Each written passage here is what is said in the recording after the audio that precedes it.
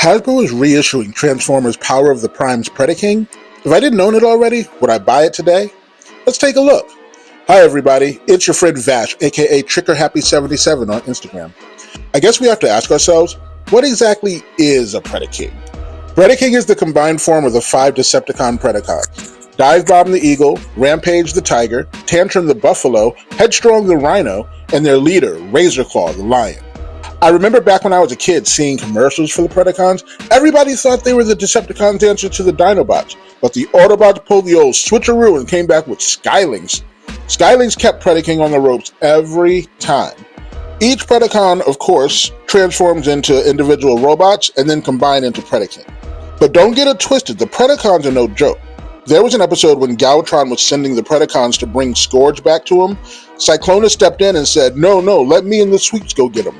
Galvatron said, okay, but if you don't come back with him, I'm sending the Predacons after you. Now, Cyclonus is like the fiercest of the fierce. So for Galvatron to say, I'll send the Predacons for you, as in, you don't want that, says a lot about the Predacons. Could you imagine being chased by a lion, tiger, buffalo, rhino, and an eagle? That's a nightmare. Now, Power of the Primes Predaking first came out in 2018. That's when I bought it. It was $149.99, but I got it on sale from Amazon for $86. Crazy. To this day, I think Predaking is a great figure. He has waist rotation, wrist rotation, ankle tilts, which were not standard at the time. I really like the wings. I wouldn't mind if they were a little bigger, but they look good. He has his shoulder cannons and the wrist cannon. I think Predaking is known to have a sword, isn't he? Or am I mistaking him for somebody else? He's a Titan Combiner, like Combiner Wars Devastator, so he towers over the other Combiners like Legacy Minosaur, Age of the Prime Superion, and Studio Series 86 Devastator. And he should. I imagine he's supposed to be larger than the other Combiners. I think he's supposedly the most dangerous of all the Combiners. The Predacons are dangerous enough on their own. They're all ferocious animals with one goal: hunt and kill. But here, let's take a look at the individual figures. Razorclaw in robot mode isn't too terrible. His arms are on the shorter side, and he doesn't have a waist rotation. But he has that awesome lion's head on his chest, so I'll allow it. In lion mode, though, he's very restricted. Not as much articulation as a lion needs. His legs don't move forward. You can move them out to the side, but it just makes him look funny. Overall, he's blocky like a brick. He doesn't move like a lion. I want to pose like he did in Call of the Primitives. Speaking of Call of the Primitives, we just need 2 more Soundwaves cassettes, Slugfest and Overkill, and we'll have all the animals from that episode. Rampage is also blocky looking, but again, in robot mode he's pretty solid. Short arms, like Razorclaw, but he has waist rotation and ankle tilts, so he's pretty poseable. My only gripe with Rampage is the shoulder for Predaking is attached to him. If it could separate, this figure would look much better. This thing looks like a giant backpack he's carrying around. And I don't know if it's just mine, but in robot mode, he's kind of looking down.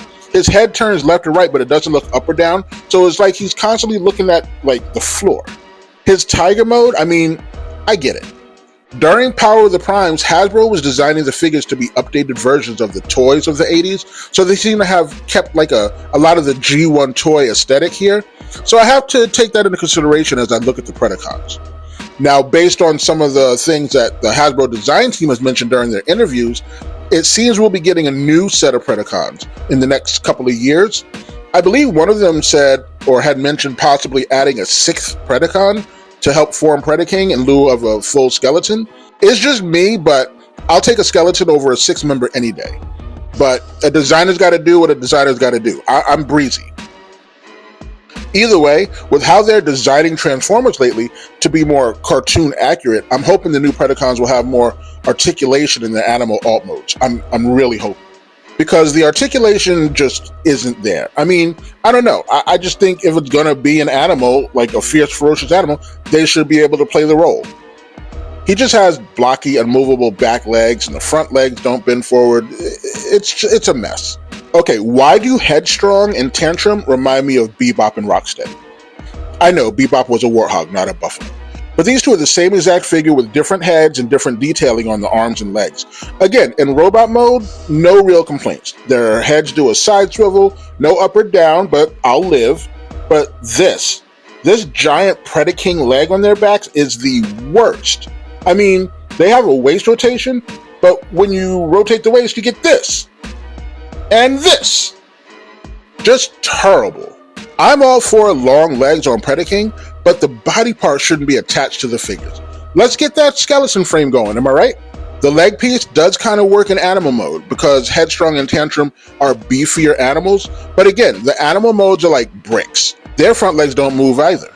I can't put them in a moving position like running, leaping, pouncing, and pouncing's their thing. Matter of fact, it's their only thing. I need movement for my animals. Like when the Predacons were in that one episode chasing Outback, who's also getting a release soon. His pre-order went up not too long ago. Wait a minute, are they releasing these figures by the episode? They just finished War Dawn, and what, the Quintesson Journal is on deck now? Now Dive Bomb is actually my least problematic. My only issue with Dive Bomb in his robot form is the Predaking shoulder backpack. Other than that, he's pretty solid.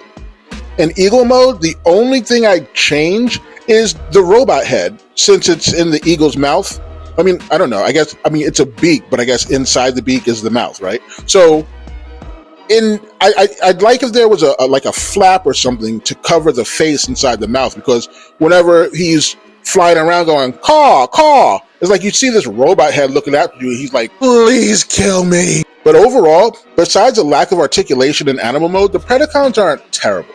I just think the Predacons are so fierce they will command more menacing poses. Coming back around to Call of the Primitives though, does anybody like hum the music from that popular from that episode?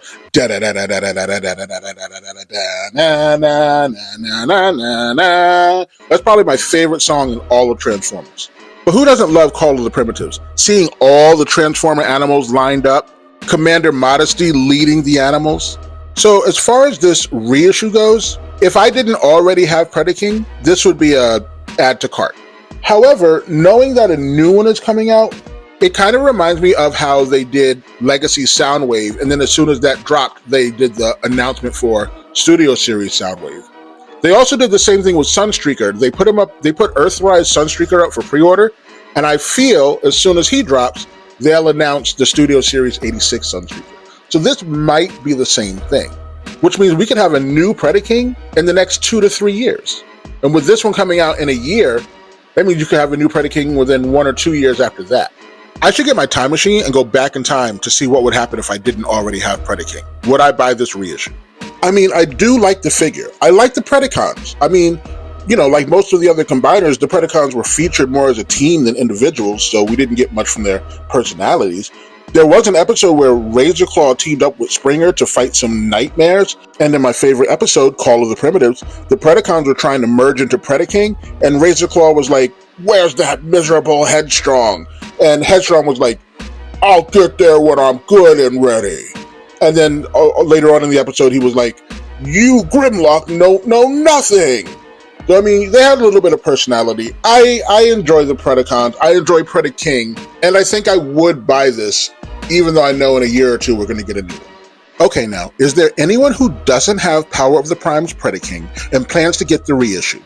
If so, will you also get the post Age of the Primes Predaking when that's released? And is there anyone who doesn't have Power of the Primes Predaking who's skipping the reissue to wait for an updated one? And lastly, is there anyone who's just out there buying all of them? Sound off in the comments. If you enjoyed my video, let me know by hitting the like button.